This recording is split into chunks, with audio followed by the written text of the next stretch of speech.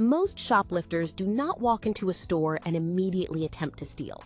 Instead, they follow a consistent pattern of behavior, and that pattern always leaves visible clues.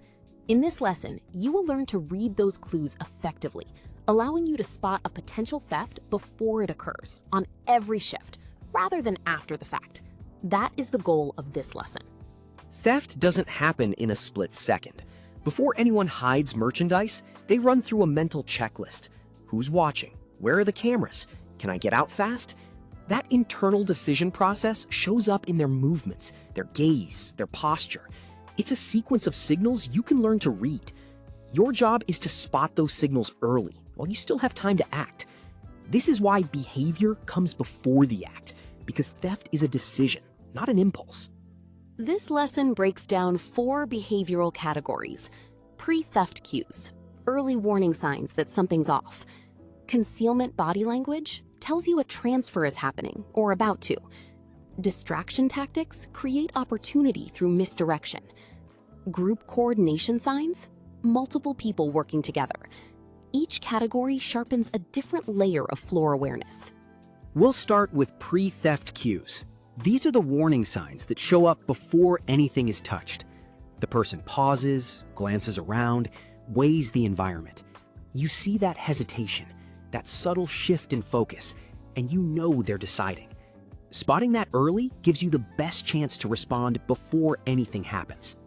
Environmental scanning is one of the clearest pre-theft signals.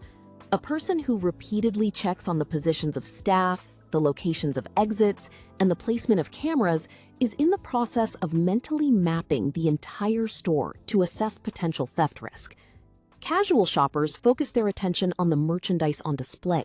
Someone planning a theft focuses their attention on the environment around those products. Beyond environmental scanning, watch for 4 more cues. A person who heads straight to high-value items without browsing isn't shopping, they're targeting. Repeated store entries test your response time. Avoiding staff eye contact shows self-consciousness about intent. And oversized bags or heavy coats in warm weather, classic preparation tools.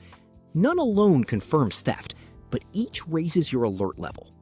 Let's move to our second category: concealment body language. The physical act of hiding merchandise on the person produces visible, readable signals. The body cannot fully hide what it is doing during a theft attempt. Even when the person tries to look normal, the movements of concealment become obvious once you train your eye. You might see an arm pressed tightly against the torso, a hand held awkwardly, or an unnatural shift in posture. These are small but consistent tells that experienced staff can spot instantly. Body blocking and shielding are 2 of the most common concealment signals you'll see. Body blocking means using your torso to block the view of your hands from anyone nearby. Shielding means turning your back so it faces staff or cameras before handling any merchandise. Both are instinctive behaviors. We naturally try to hide what we're doing, and that instinct creates visible and readable changes in a person's posture. 3 movement cues reveal concealment in progress or just completed.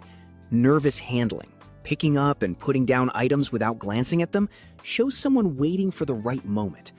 A sudden stillness after touching merchandise often means a transfer just happened. And adjusting clothing right after handling something strongly suggests it was tucked inside. These cues pass fast, so keep watching continuously.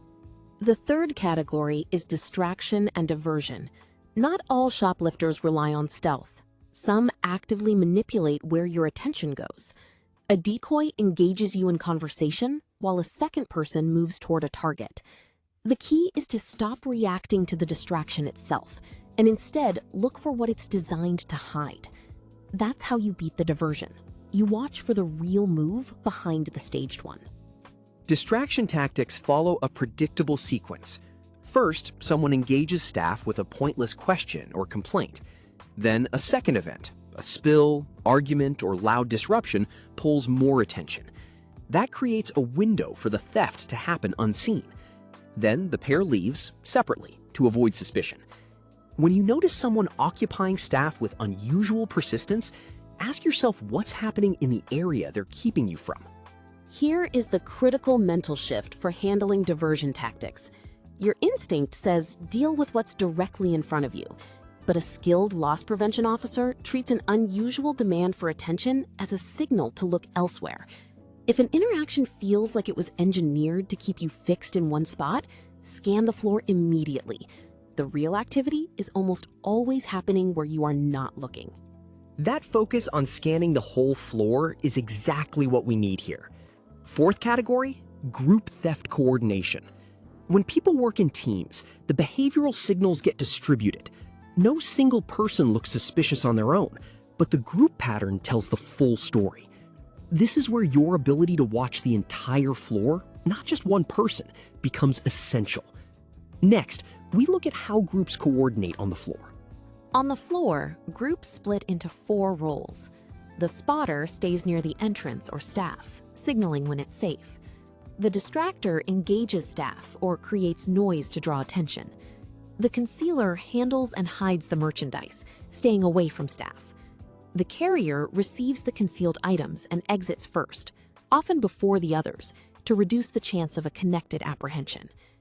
Understanding these roles shifts your perception. You see a coordinated system, not 4 unrelated people. 4 coordination signals reveal group activity. Brief nonverbal exchanges between apparent strangers are a strong indicator. Synchronized movement, multiple people shifting positions at the same time, suggests a shared signal. Staged separation at the entrance is a classic tactic to avoid being identified as a group. Relay behavior, merchandise moving from person to person without visible exchange, is a clear sign of organized theft.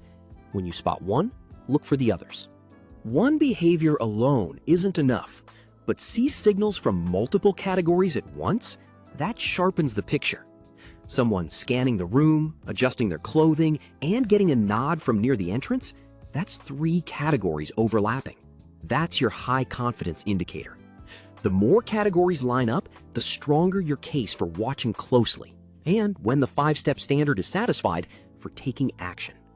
Carry 3 things from this lesson. First, read the environment early. Pre-theft cues like scanning and avoidance appear before merchandise is touched. Second, watch the body. Stiffness, shielding, clothing adjustment, the body can't fully hide the act. Third, see the system. Distractions and group roles fragment your attention. Recognize the pattern behind the behavior, not just the individual. That keeps you ahead of the theft instead of reacting. Most shoplifters